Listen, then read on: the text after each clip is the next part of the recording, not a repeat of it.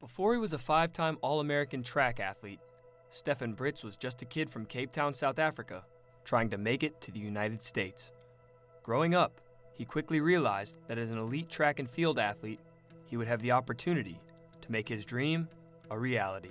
It's different, but if you want to study and you want to do track and field, then there's no other way. If I would have stayed home, I probably would have not gotten my degrees and keep on studying like I am right now and still do track and field at a high level. In 2012, after his high school graduation and a brief 6-month period going to college in South Africa, Brits decided he would attend Florida State University. Once you graduate, it's either you go and do track and field as a pro athlete or you go and study. It's very, very hard trying to do both. Over the course of his career, Brits has battled chronic hamstring troubles, but he has fought his way back and is finally on track to a full recovery.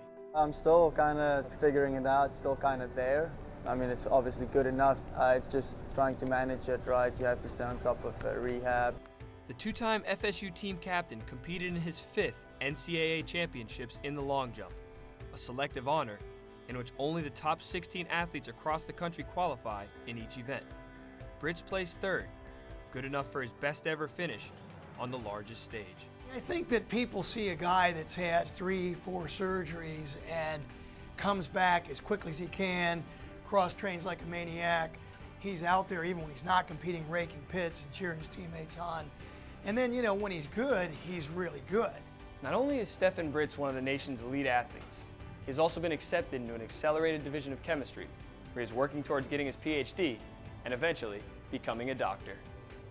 He has been a leader, unbelievable student, and a man of perseverance from any standpoint. To have somebody in your program who comes in and is always trying to get back, always being a leader and showing the kids what this is all about. School comes first, your life, your career, and oh, by the way, he's All-American in the long jump. Brits has twice been awarded the Golden Torch, an honor specific to Florida State, for earning the men's track and field team's top GPA for academic excellence. You're talking about a really, really special person. You see that little twinkle in his eye, you see that interest that he has. It's impressive that somebody can have that kind of constant focus, constant attention in something that arduous as chemistry. His achievements as a student are unquestioned, but because of his time in graduate school, he has now accepted a different role, teaching. The chemistry program looks after me.